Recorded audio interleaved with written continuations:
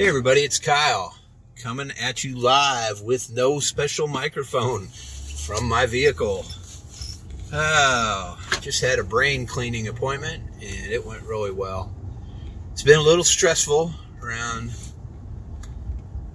the home estates, getting the whole interior of the house painted, and it just, trying to get everything organized for that and set up correctly and properly so that the painters can go through and get everything done in a timely fashion. It's just been a little extra stressful, culminating last night in a situation where our kids' rooms had been painted, but the trim, they needed to go back and do the trim, and there was a paint can kind of left in there, even though I clearly instructed my kids not to go back into your rooms if you're not sleeping in there. My son went in and knocked over a can of paint on the carpet.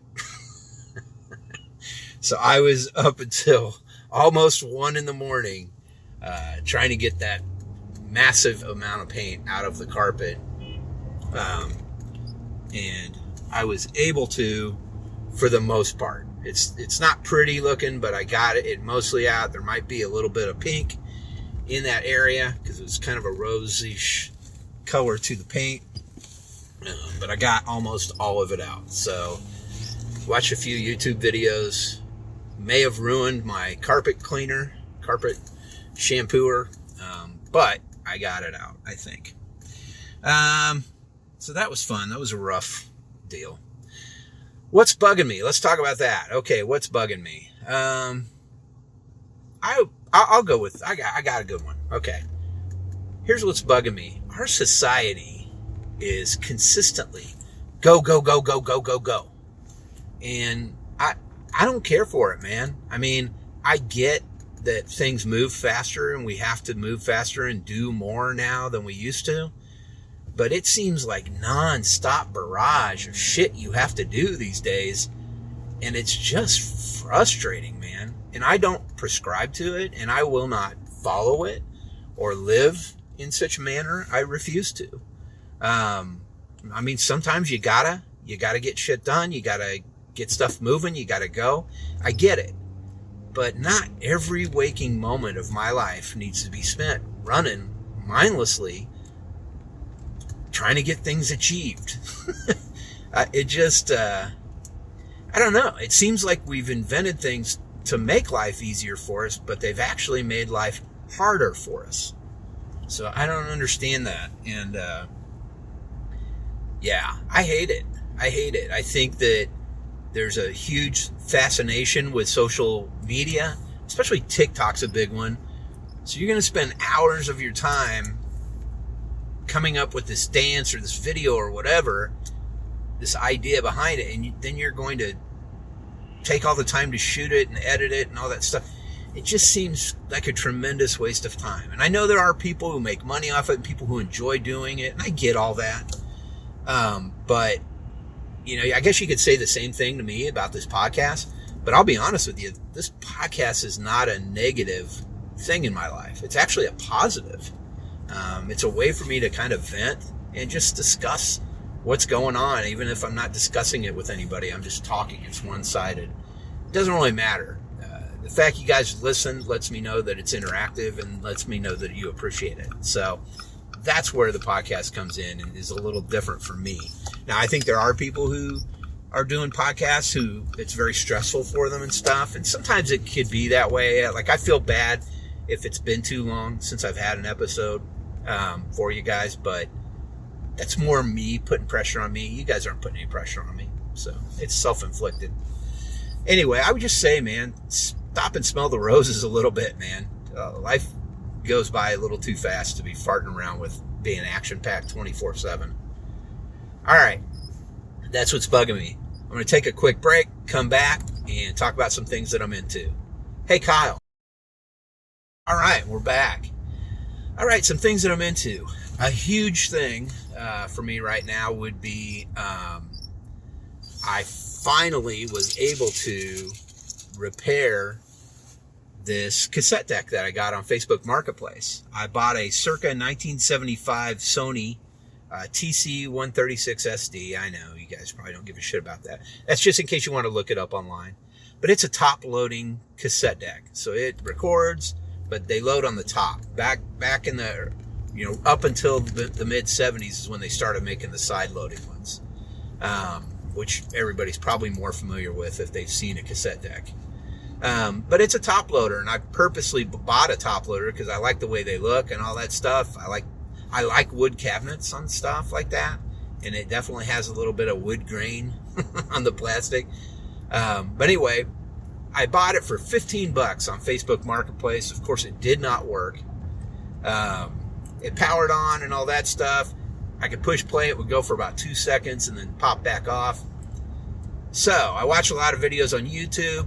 Come to find out, the most common issue with them is the belts. There are belts in there with the gears and everything that pull the spindles, which makes the tape go round.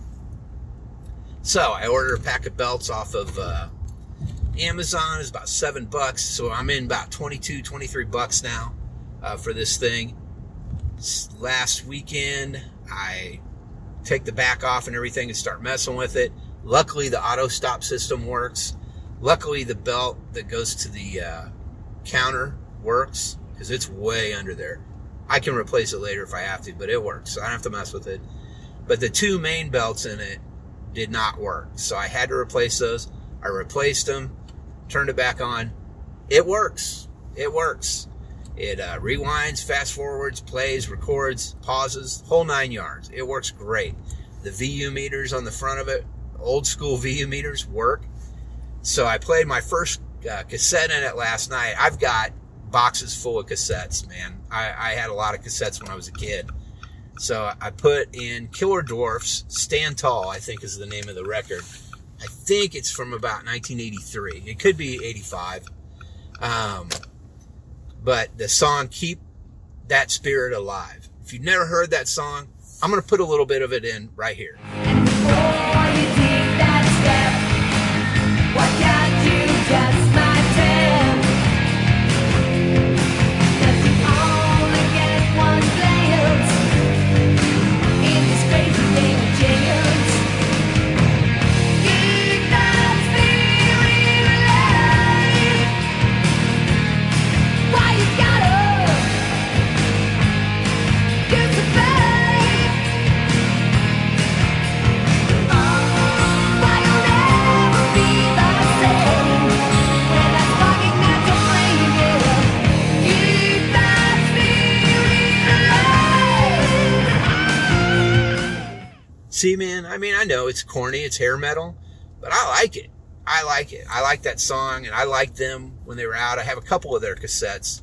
The second one I have, I'll have to find it. I don't remember the name of it, but I know it has an image of Nosferatu on the front of it. And I used to listen to that one nonstop. Both of these cassettes I listened to nonstop. But a lot of people didn't even know Killer Dwarfs existed. I put an image up because I ended up joining multiple music groups on Facebook now. Vinyl Addicts, Compact Disc Addicts, and Cassette Addicts. And the biggest reason why is I kind of want to show off some of the stuff I have. I've got a lot of older stuff, and I like playing it still. And yeah, it's fun. It's fun to show people what you're listening to, see what you have in common with other people from all over the world. And one of the first responses I get, because I put it on my regular Facebook too, is somebody going, "Oh, vinyl wasn't trendy enough for you, so now you got to listen to cassettes too?"